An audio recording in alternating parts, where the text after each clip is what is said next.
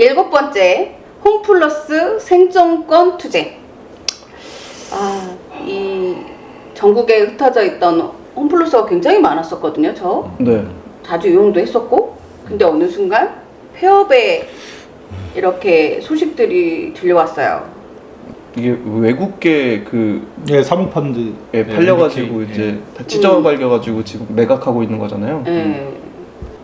그러니까 사실은 이제 장투 사업장이나 그 고공농성 하는 동지들 이제 뭐 여럿 있는데 10대 뉴스의 홈플러스의 생존권 투쟁을 굳이 이제 꼽은 건 크게는 두 가지다. 하나는 사모펀드들이 그러니까 자본들이 이윤을 목적으로 와서 그들은 자기의 정말 투자한 만큼 투자 대비의 이윤만 빼나가면 되는 거잖아요. 네.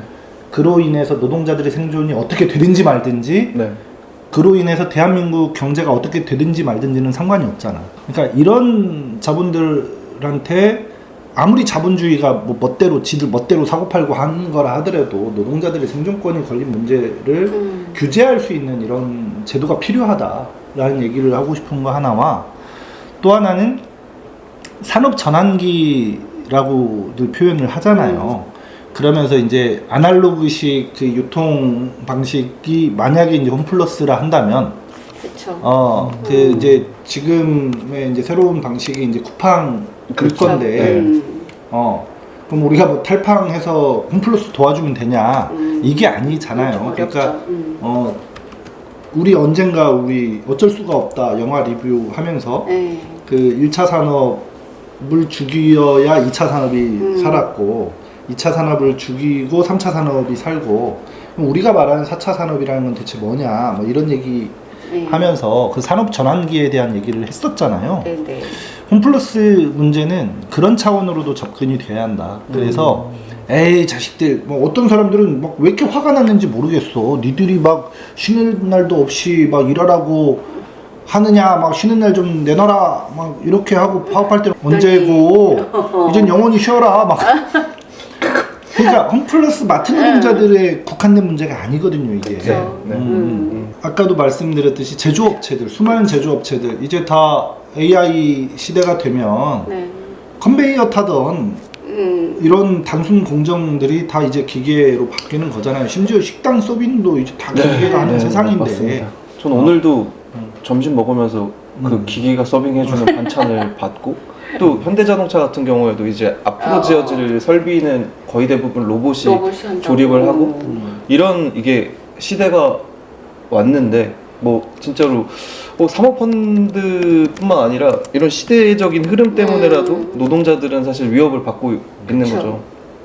대부분이 외국계 계열들이잖아요. 사장들이 거의 MBK도 외국계 계열로 저는 알고 있거든요. 그래서 이분들이 진짜로 이제 가면 제재할 수 있는 방법은 없는 것 같아요. 그래서 저는 더 이런 일들이 많이 일어나지 않나? 이런 생각이 좀 들거든요. 외국 자본에 의한 이렇게 어떻게 보면 기업이 인수 합병되거나 이런 거는 사실 법으로 제재할 수 있는 건 없잖아요. 우리나라 법으로.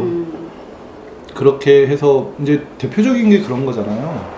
쌍용차 사태 때 쌍용차가 뭐 상하이 뭐 모터스가 거기에 이제 팔려나가고, 인도의 마인드라로 팔려나가고, 그 상하이 걔들은 잠깐 그러면 쌍용차를 왜 인수했냐, 우리나라의 우수한 완성차 기술 빼가고 목적 다 하니 팔아먹고. 그쵸. 애초에 뭐 사모펀드 자체가 목적 자체가 그 돈 모아가지고 수익 창출하고 그런 펀드인데, 그런 애들한테 기업을 넘긴다는 게 말이 되냐라는 거예요. 그런 거고, 아까 했던 얘기의 연장으로 그러면 홈플러스 마트 노동자들만 그럼 문 닫으면 되냐, 누가 그 얘기 하더라고요. 난 참 적절한 지적이라고 보는데, 그 조선산업 막 위기라고 해서 그 대한민국 혈세 막 투여해가지고 조선업계 뭐 대우 조선해양 막 이런 거 살렸잖아요. 그것에 대해서는 누구도 뭐라고 하지 않아. 뭐 대마불사냐? 대마불사? 대마는 죽지 않는다. 그러니까 살려. 그러면 홈플러스 노동자들을 살리기 위해서 그 정부 자금이 투여되는 건 목숨 걸고 반대하거든요. 왜 저 새끼들 살리는데 내 돈을 써야 하냐 막 이런 분위기를 대체 누가 유포하냐 이거예요. 그러니까 무슨 얘기를 하고 싶냐면 큰 뉴스가 됐는데 제가 찾아봤어요.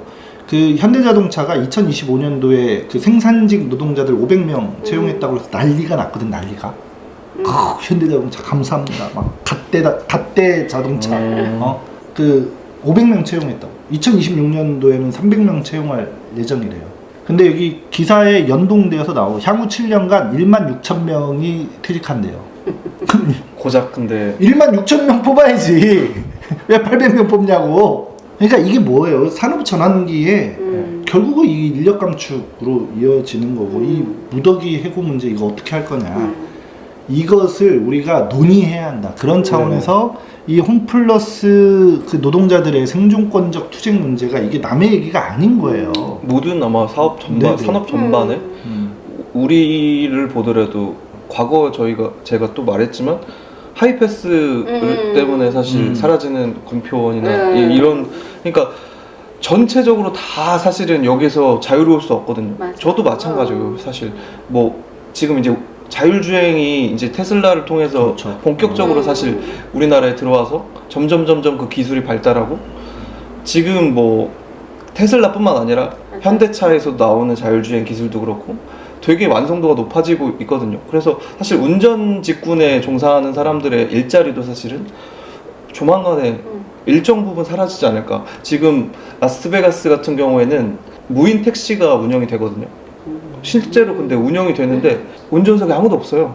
내가 부르는 자리로 택시가 오고 내가 입력한 목적지로 가요. 그런 것처럼 이미 사실 이 변화는 우리 삶에 되게 깊숙이 들어와 있고 노동조합이 사실은 이 문제에 대해서 빨리 어떤 해결책이라든지 대책이라든지 예방책을 찾지 않으면 노동조합 자체도 없어지겠죠. 노동자들이 없어지는데 이게 시대의 변화에 발맞춰서 좀 노동자들은 뭘 해야 되냐 이런 걸 또 사실 교육하고 투쟁도 당연히 해야겠지만 거기에 따르는 준비도 노동조합이 같이 해야 되지 않나 하는 생각이 듭니다. 심각하게 저는 65세라는 그 제가 소속된 회사의 정년이 있지만 과연 그 정년까지 내가 일할 수 있을까 이 생각을 해요. 내가 뭔가 더 값싼 노동력으로 대체되지 않을까? 내가 너무 지금 어떻게 보면 단순 노동에 가까운 일을 하고 있는데 언제든 대체될 수 있다라고 저는 생각을 해요. 이게 어떤 분들은 사실 청소는 사실 이게 기계가 대체하기가 어려워라고 하지만 기계화되거나 장비를 이용해서 사실 인원은 충분히 감축될 수 있다고 보거든요. 그런 것처럼 산업 전반에 뭐 서빙부터 시작해서 지금 뭐 이제 AI가 발달하면서 뭐 법률 뭐 이런 부분도 사실은 많이 신입 변호사를 사실 고용하는 것보다 AI의 어떻게 보면 유료 서비스를 이용하는 걸로 대체되는 지금 시기가 와버렸기 때문에 뭐 블루 컬러뿐만 아니라 화이트 컬러도 다 대체된다. 그쵸. 근데 가만히 있다 보면 사실은 이제 더 이상은 이 사람이 필요 없는 사회가 될 수도 있고요. 또 그렇게 됐을 때 그럼 사람은 뭘 해야 되나? 노동자는 어떤 일을 하고 살아야 되나? 이제 새로운 또 일이 있겠죠. 그 미래 사회에 꼭 필요한 일이 있을 거고 그걸 또 찾고 거기에서 나타난 문제에 대처하는 것도 노동조합이 또 준비해야 될 역할 아닌가. 아주 좋은 지적이고, 그러니까 그 정년 연장에 대한 논의 당연히 해야죠. 4.5일제, 뭐 4일제에 대한 논의도 당연히 해야 되고. 말씀 듣고 보니까 싶은 거예요. 65세 정년을 따냈다고 해서 그러면 이제 정년까지 철밥통인가. 기사에 요새 그런 얘기가 이제 11번가라는 그 쇼핑 거기에서는 30대 이제 희망퇴직 그리고 마이크로소프트에서도 이제 30대에 대한 희망퇴직 그들도 이제 정년은 60일 거라는 거죠. 그렇죠. 근데 이제 50대 그 전에 이제 최근은 40대 희망퇴직이 남의 말이 희망퇴직이지 이건 사실 구조조정 정리해고잖아요. 그렇죠. 너 강압적으로 등 떠밀려 나갈래? 아니면 나갈래? 1, 2년 그 월급 급여 더 좀 더 얹혀줄 테니까 네 발로 나갈래잖아요. 그러니까 어쩔 수가 없다. 그래서 그러니까 장어 받으면 장어 받고 나갈래? 아니, 나가는 건 매 한 가지인 거예요. 어떻게 나가냐의 차이일 뿐인 거지. 그런 의미에서 그러니까 홈플러스 노동자들의 생존권적 투쟁 그 홈플러스 투쟁이 더 마음 아픈 게 우리가 12월 3일 날 용산 대통령실에서 그 이제 내란 그 일주기를 맞아서 그 간부 결의 대회를 했어요. 그때 한쪽에서 홈플러스 그 이제 대표단이 이제 단식을 했는데 대표단이 이렇게 쓰러져가지고 이제 앰뷸런스에 이제 실려 가시고 그날 이제 단식을 종료하셨거든요. 그러면서 막 그럴 때 난 되게 좀 힘든데 너무 무기력한 거야. 내가 어떻게든 힘이 되고 싶고 도움이 되고 싶은데 그래주지 못해서. 그러니까 우리 노동자들이 사실은 누구의 그러니까 어느 업체 뭐 어느 누구 이런 게 아니라 우리의 일이라고 생각하고 관심을 가져야 되지 않을까. 그래서 계속 관심 가지고 어떻게 정책이 변화되고 이 정책을 법안으로 어떻게 처리하고 있는지도 꾸준히 우리가 관심을 갖지 않으면 이게 내일이 될 수 있다라고 저는 생각하거든요. 그래서 우리 노동자들이 깨어 있어야 된다 이런 생각이 좀 듭니다. 8번째, 미국 조지아주 현대차 배터리 공장 한국 노동자 구금. 이건 좀 저는 충격이었어요. 우리 한국 사람들을 저렇게, 그것도 기술자들을 저렇게? 이게 막 그 시기가 현대자동차에서 투자를 막 한다고 결정하고 그 얼마 안 있어서 바로 이렇게 막 해서 되게 전 황당했던 걸로 기억을 하거든요. 전폭적으로 막 공장 짓고 그때 이제 어떻게 이재명 대통령 가가지고 트럼프랑 막 이렇게 협상하고 오고 그 시기 이후에 관세 가지고 되게 논란이 있었던 시기. 관세 협상이 타결됐다고 하고 한숨 돌렸나 하는데 이제 그런 사건이 있었고 이제 요약해서 말씀드리면 2025년 9월에 미국 조지아주에 위치한 현대자동차와 LG엔솔 합작 배터리 공장 건설 현장에서 우리나라 노동자 이제 300여 명이 미국 이민 당국에 의해서 그 구금되는 사건이 벌어졌습니다. 그리고 저는 추방이 되었죠.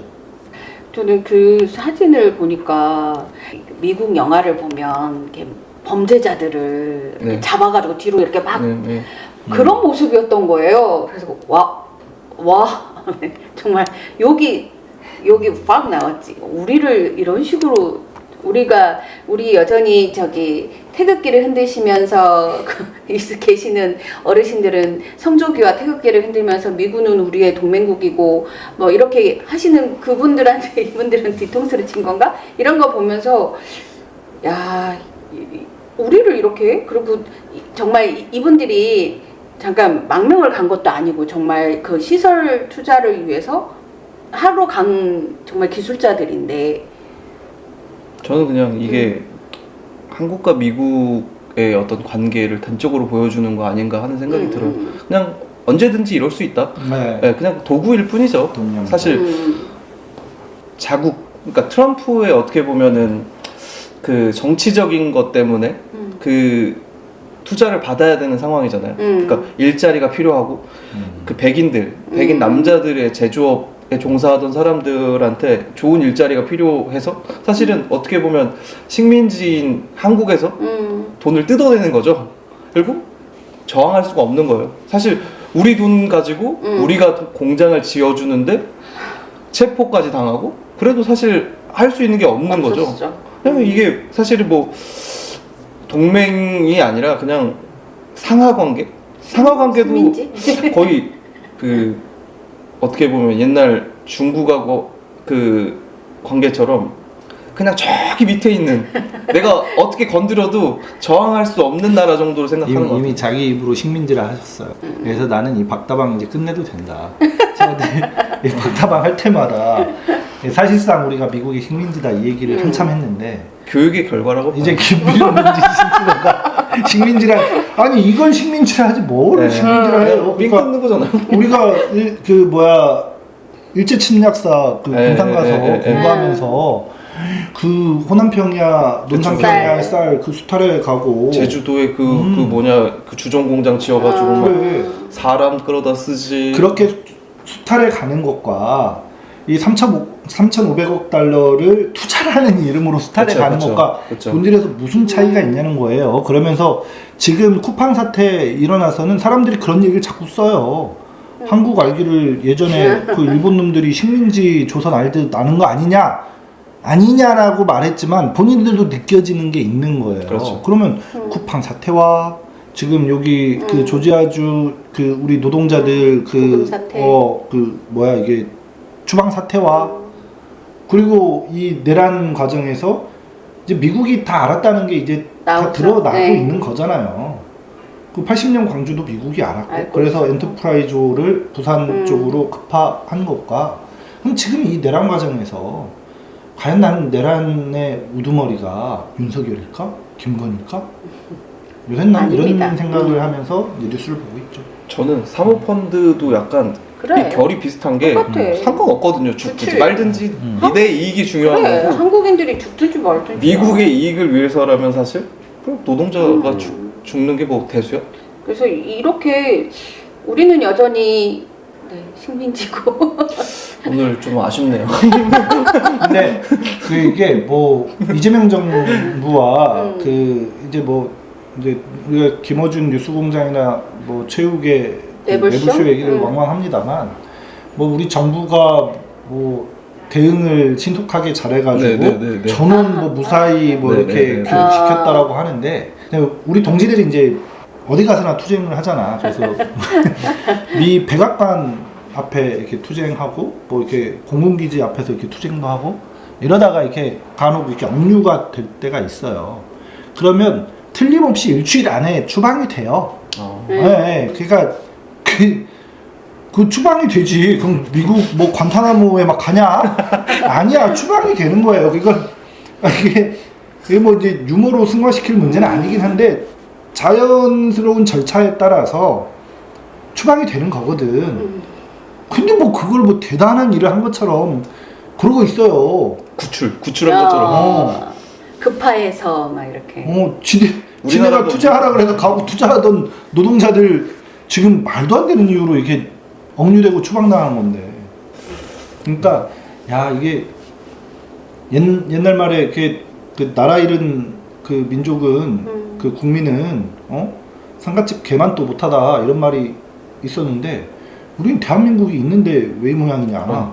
상갓집 개만 또 못하게 오라고 그래서 갔더니 뭐 이렇게 체포당해가지고 얼마나 그 트라우마가 있겠어요. 그 노동자들 명색이 나름 엔지니어라고 자부심을 가지고 갔을 텐데. 그리고 어떻게 보면 미국이 요청해서 그치. 투자를 해서 공장을 지어주는 거잖아요. 사실 그러니까 우리가 사실은 도와주러 가는 건데. 그치. 그러니까 우리 얘기하잖아. 지난 얘기했던 것처럼 그 미국에 이렇게 투자를 하면 우리나라 대도시의 인구가 그러니까 대도시가 생성되는 그건데도 불구하고 미국에다 그렇게 투자를 했는데 우리는 정말 저 갑자기 든 생각이 우리나라에 주둔해 있는 미군을 우리가 이렇게 억류했다면 난리 나지. 예를 들면 수갑 채우고 갑자기 아이고. 이렇게 조사했다면 과연 어떻게 됐을까?